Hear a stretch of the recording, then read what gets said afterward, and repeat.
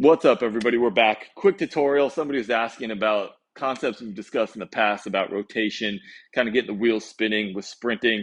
We're looking a little bit more on the acceleration side of things. So let's go over this. The lens that I use to evaluate acceleration comes from now rotation. Like your hips, for example, your hip joint. We're just making it a box right here, okay? We want this to move linear, yeah? However, to get that to happen, there's this huge element of rotation at the hip itself. And then we're looking at the entire lower leg as like a big wheel. Okay, so then we can look at different deficiencies within the wheel. Okay, so then the question becomes, how do I get this to move faster and more efficient in terms of rotation to move my hip faster down the track, down the field, down the court? Okay, because then again, when I look at it that way, then we can look at really like taking into account the lower leg, what happens at the foot, the ankle, the knee. Are you getting that anchoring or that leverage so you can get that big glute, boom, lift, right? Get that cycle happening instead of punch down and back, down and back, down and back, because that's a different philosophy. Then the strategies become different. The coaching cues and the drills become different of a punch down and back versus a more cyclic fashion rotational element, right? Again, literally telling our athletes we want to get our wheels spinning, right? And then we can talk about maybe a smaller wheel, a bigger wheel, different parts of a running gait cycle, or like say 100 meters. You want a small wheel to a big, or maybe you want a big to start with.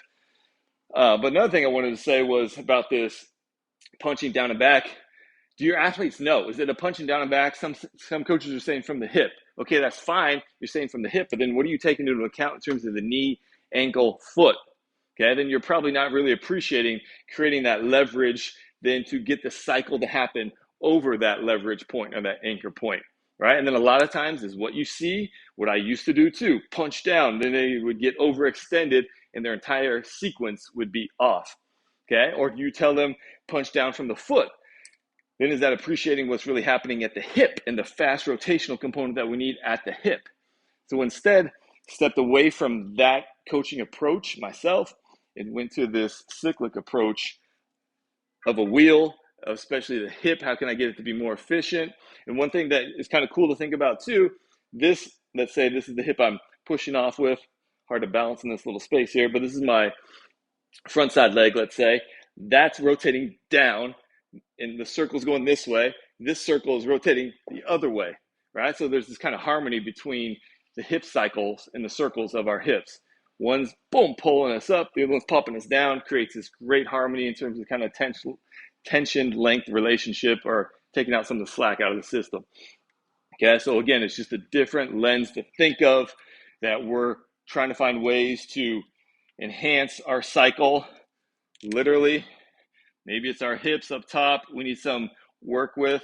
Maybe we're getting way too much early knee extension, so we can evaluate that. Maybe we don't have enough anchoring at the bottom of our wheel or circle in terms of our foot. Maybe it's our ankle. Maybe it's some of the surrounding musculature in that area. But then we can have different strategies for that. Maybe it's the backside we're working on today. Again, getting into that good leverage to get the glute lift to create a great hip cycle. Okay, so just some things to think about, really. But it's a different lens, and there should be areas in our field where you have different coaching lenses, right? I don't have to use the same one you use, and we can both have results. So don't tell me that I need to go punch down, punch up to make fast athletes, because that's not true. There's lots of different ways to make athletes fast. Some are actually more efficient than the others, and some people will start to turn around and kind of figure this out as they get going here.